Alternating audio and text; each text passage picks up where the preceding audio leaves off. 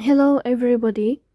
Today we will talk about how to fix or how to solve the problem of Yango. We click on settings, then we click on apps, default apps, app settings. Here in this list we will search about the application of Yango and we click here. In this page of app info we click on first stop and we click OK. After that you will enter to the window of storage. Then we click on clear cache.